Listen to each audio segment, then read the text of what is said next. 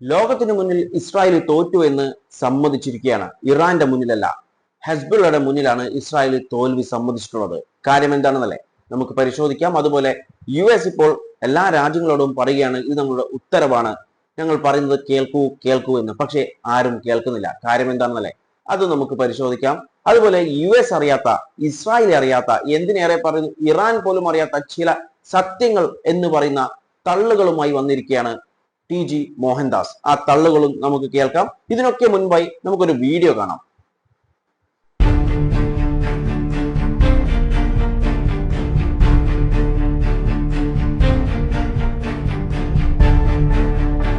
ഈ കണ്ട മുതലിനെ ആർക്കും പ്രത്യേകിച്ച് പരിചയപ്പെടുത്തി തരേണ്ട ആവശ്യമൊന്നുമില്ലല്ലോ. ഇയാളെന്ന് പറയുന്നത് ഇസ്രായേലിലെ നാഷണൽ സെക്യൂരിറ്റി മിനിസ്റ്ററാണ് ബെൻ ഗിവർ.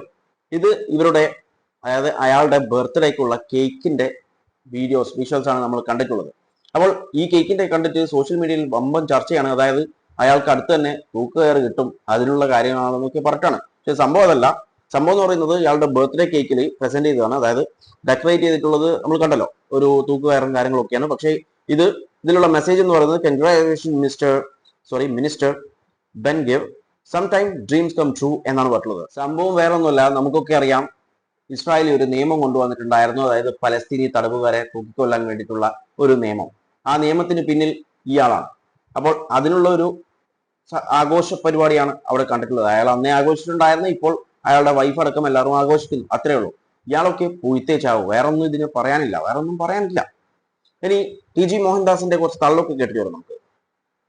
തീരാൻ പ്രധാന കാരണം ഇറാൻ തകർന്നു എന്നുള്ളതാണ്. ഇറാൻ ഏകദേശം തകർന്നു കഴിഞ്ഞു, വയ്യാതായി കഴിഞ്ഞു. മുൻ US പ്രസിഡന്റുമാരെല്ലാം ഉപ്പുവെള്ളത്തിൽ കിടക്കുകയാണ്. Abraham Lincoln, George Bush, Gerald Ford, ഈ കപ്പലുകൾ മുഴുവൻ ഉപ്പുവെള്ളത്തിൽ കിടക്കും. ഒരു ഹൈപ്പർസോണിക് മിസൈൽ അടിച്ച് തീർക്കരുത് ഇറാൻ, തീർക്കുന്നില്ല. കാരണം ലോഞ്ചർ ഇല്ല, മിസൈൽ ഇല്ല, കാലിയായി ഇറാൻ. വലിയ പ്രയാസത്തിലായി. ഒരു രീതിയിൽ നമുക്ക് കഷ്ടവും തോന്നും, ഇത്ര നല്ല ഫൈറ്റിംഗ് സ്പിരിറ്റോടെ ഇവിടം വരെയൊക്കെ എത്തി. പക്ഷേ അവരുടെ അമേരിക്കയുടെ കാൽക്കുലേഷൻ അതായിരുന്നു, ഇന്നല്ലെങ്കിൽ നാളെ നിന്റെ കയ്യിലുള്ള ആയുധങ്ങൾ തീരും. ഇതൊക്കെ ഇസ്രായേലിന്റെ ബുദ്ധിയാണ്. ഇസ്രായേൽ ഇവരുടെ മിസൈൽ തകർക്കുന്നതിന് പകരം ഇസ്രായേൽ പറഞ്ഞു, മിസൈൽ തകർത്തിട്ട് കാര്യമില്ല, മിസൈൽ ലോഞ്ചർ തകർക്കുക. ഒരു ലോഞ്ചർ വെച്ചിട്ട് കൂടെ നിങ്ങൾക്ക് മിസൈൽ അയക്കാം. ലോഞ്ചർ ഇല്ലെങ്കിൽ നിങ്ങൾ എന്ത് ചെയ്യും? മിസൈലേ അയക്കാൻ പറ്റും, മിസൈലുണ്ട്, ലോഞ്ചർ ഇല്ല. എന്ത്? ആ രീതിയിൽ ലോഞ്ചറുകൾ തകർത്ത് ഇവരുടെ കപ്പാസിറ്റി കുറച്ച് കൊണ്ടുവന്നു. വലിയ ഓപ്പറേഷനാണ് നടന്നത്. ബട്ട് ഇതിൽ പരമരഹസ്യമായിട്ട് ഇപ്പോഴും നിൽക്കുന്നത് ഇറാനിൽ എന്ത് സംഭവിക്കുന്നു ആർക്കും അറിയില്ല. ഇന്റർനെറ്റ് കട്ട് ചെയ്യും. 44-ാം ദിവസമാണ് ഇന്റർനെറ്റ് കട്ട് ചെയ്തിട്ട്. വാസ്തവത്തിൽ പഴയ രീതിക്കാണെങ്കിൽ ഇറാനിൽ അതിഭയങ്കരമായ ബഹുജന പ്രക്ഷോഭം നടക്കുന്നുണ്ടാവണം. ബട്ട് അത് അവര് മൂടി വയ്ക്കുന്നു. അങ്ങനെ ഇറാനിൽ സംഭവിക്കുന്നത് അവിടെ കേട്ടെ, ഒരു മിനിറ്റ് അതിനെക്കുറിച്ച് ഡിസ്കസ് ചെയ്യാം. അതിനു മുൻപായി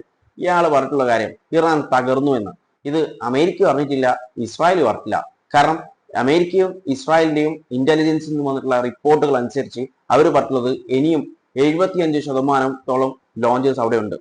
അതുപോലെ തന്നെ മിസൈൽസിന്റെ കാര്യമാണെങ്കിൽ ഇപ്പോഴും 70 to 80% മിസൈൽസും കാര്യങ്ങളൊക്കെ അവരുടെ കയ്യിൽ ഇപ്പോഴും ഉണ്ട്, ഇറാന്റെ കയ്യിൽ ഇപ്പോഴും ഉണ്ട് എന്നാണ് ഇവരുടെ, അതായത് US-ന്റെയും ഇസ്രായേലിന്റെയും ഇന്റലിജൻസ് ഏജൻസി പറഞ്ഞത്.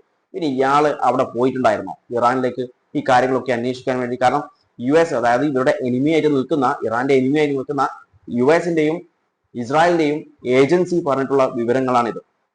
അവര് പറഞ്ഞിട്ടുള്ളത് ഈ സീസ് ഫയറിന് ശേഷം അവർ പറഞ്ഞിട്ടുള്ള റിപ്പോർട്ടാണ്, 70% ലോഞ്ചേഴ്സും ഉണ്ട്, അതുപോലെ മിസൈൽസും എല്ലാ എക്യുപ്മെന്റ്സ് അവർക്ക് ഇപ്പോഴും ഉണ്ടെന്ന്.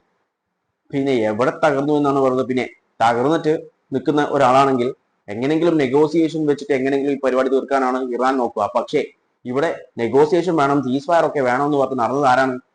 US ആണ്, ഇസ്രായേലാണ്, അല്ലാതെ ഇറാൻ അല്ല. ഇറാൻ ഇപ്പോഴും പറയുന്നു ഞങ്ങൾ യുദ്ധത്തിന് തയ്യാറാണ്. പക്ഷെ യുദ്ധത്തിന് തയ്യാറാവാത്തത് US ആണ്. അതുകൊണ്ട് ഇറാൻ തകർന്നു എന്ന് പറയുന്നത് അവിടെ നിൽക്കട്ടെ. പിന്നെ അവിടെ ഇന്റേണൽ ഇഷ്യൂസസ്. അതിനു മുൻപായി US-ൽ നടക്കുന്ന പ്രക്ഷോഭങ്ങളെ കുറിച്ച് താങ്കൾ അറിഞ്ഞിട്ടുണ്ടാവുന്നോ? അതുപോലെ ഇസ്രായേലിൽ നടക്കുന്ന പ്രക്ഷോഭങ്ങളെ കുറിച്ച്, പ്രൊട്ടസ്റ്റിനെ കുറിച്ച് താങ്കൾ അറിഞ്ഞിട്ടുണ്ടോ? നല്ല അടിപൊളി പ്രക്ഷോഭങ്ങൾ, പ്രൊട്ടസ്റ്റുകൾ എവിടെ നടക്കുന്നുണ്ട്? US-ൽ നടക്കുന്നുണ്ട്, ഇസ്രായേലിൽ നടക്കുന്നുണ്ട്. എന്തിന്? ഈ യുദ്ധം നടത്തിയതിന്റെ പേര്. അതായത് ഇറാനെ സപ്പോർട്ട് ചെയ്തിട്ടുള്ള പ്രക്ഷോഭങ്ങൾ, പ്രൊട്ടസ്റ്റ് ആണ് ഈ രണ്ടിടത്തും നടക്കുന്നത്. അതിന്റെ ഒരുപാട് വീഡിയോ വിഷ്വൽസ് ഒക്കെ പുറത്തു വന്നിട്ടുണ്ട്, ന്യൂസ് കട്ടിങ്സും ന്യൂസും എല്ലാം പുറത്തു വന്നിട്ടുണ്ട്. ഓക്കെ, അപ്പൊ അതിനെക്കുറിച്ച് ആദ്യം സംസാരിക്കും. പിന്നെ ഇറാന്റെ കാര്യം നോക്കിക്കഴിഞ്ഞാൽ അവിടുത്തെ വിഷ്വൽസ് ഒന്നും പുറത്തേക്ക് വരുന്നില്ല, അത് സത്യമാണ്. പക്ഷേ സീസ് ഫയറിന് ശേഷവും ഒരു 3-4 ദിവസങ്ങൾക്ക് മുൻപ് ഇറാന് ഒരു വീഡിയോ പുറത്തേക്ക് വിട്ടിട്ടുണ്ടായിരുന്നു, അവരുടെ വെപ്പൺ ഡിസ്പ്ലേ ചെയ്യുന്ന ഒരു റോഡ് ഷോന്റെ ഒക്കെ. അങ്ങനെ കുറച്ച് വീഡിയോസ് പുറത്തു വിട്ടിട്ടുണ്ടായിരുന്നു. ആ വീഡിയോസിലൊക്കെ കൃത്യമായി കാണുന്നുണ്ട് ഇറാനികൾ എങ്ങനെ അവരുടെ ഗവൺമെന്റിനെ സപ്പോർട്ട് ചെയ്യുന്നുവെന്ന്, എത്രത്തോളം സപ്പോർട്ട് ചെയ്യുന്നു എന്നുള്ള കാര്യങ്ങളൊക്കെ ആ വീഡിയോയിൽ കൃത്യമായി കാണിക്കുന്നുണ്ട്. ഓക്കെ, അതുപോലെ മറ്റൊരു ന്യൂസ് ആണ്, ഇദ്ദേഹം പറഞ്ഞിട്ടുണ്ടായിരുന്നു, അതായത് US വിമാനവാഹിനി കപ്പലൊക്കെ അവിടെ ഉണ്ട്, ചുറ്റും സറൗണ്ട് ചെയ്തിട്ടാണ് ഉള്ളതെന്ന്.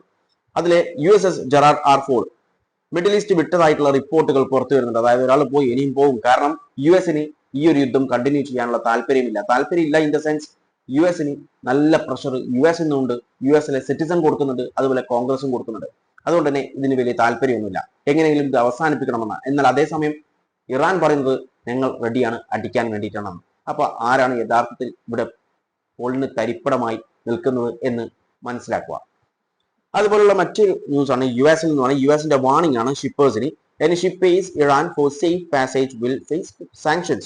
അതായത് US നമുക്കറിയാം സ്ട്രീറ്റ് ഓഫ് ഹോർമൂസ് ബ്ലോക്കേഡ് ഉണ്ട്. ആ ബ്ലോക്കേഡ് നടന്നത് മുതൽ പറയുന്നതാണ് ആരും ഇവിടോട്ട് പോകാൻ പാടില്ല, ഞങ്ങൾ ബ്ലോക്ക് ചെയ്തിട്ടുണ്ട്, നമ്മുടെ പെർമിഷൻ ഇല്ലാതെ ആരും ഇവിടെ പോകാൻ പാടില്ല എന്ന് പറയുന്നുണ്ട്. The major expansion of its economic ferry campaign, അതായത് പറഞ്ഞു വരുന്നത് സ്ട്രീറ്റ് ഓഫ് ഹോർമൂസിൽ ഇത് തന്നെയാണ്. അപ്പം അതിൽ പറഞ്ഞിട്ടുള്ള ഒരു കാര്യം എന്ന് പറയുന്നത് ഫ്രൈഡേ വെള്ളിയാഴ്ച പറഞ്ഞ ഒരു കാര്യമാണ്. Warning global shipment companies that make tolls payment to the Iranian government for passage through the Strait of Hormuz is a violation of US sanction.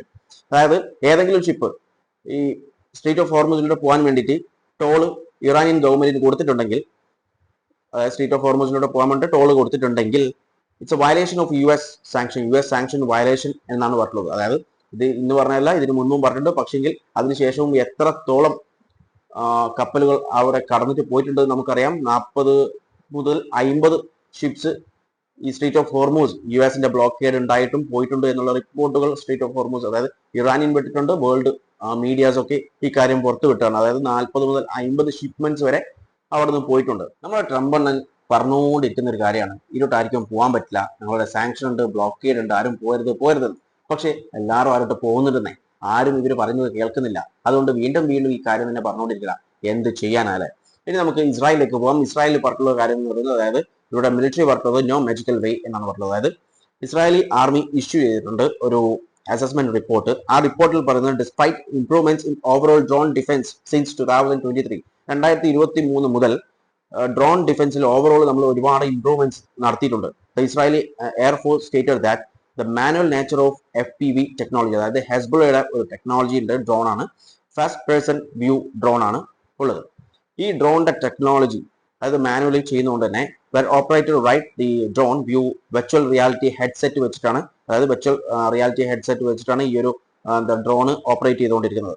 Makes this device exceptionally difficult to jam or intercept before impact. അതായത് ഇത് hit ചെയ്യുന്നതിന് മുൻപ് intercept ചെയ്യാനോ jam ചെയ്യാനോ സാധിക്കുന്നില്ല, നമ്മളുടെ അതായത് improve ചെയ്തിട്ടുള്ള ഡ്രോൺ ഡിഫൻസിന് സാധിക്കുന്നില്ല എന്നാണ് ഇറാൻ ആർമി പുറത്തു വിട്ടിട്ടുള്ളത്.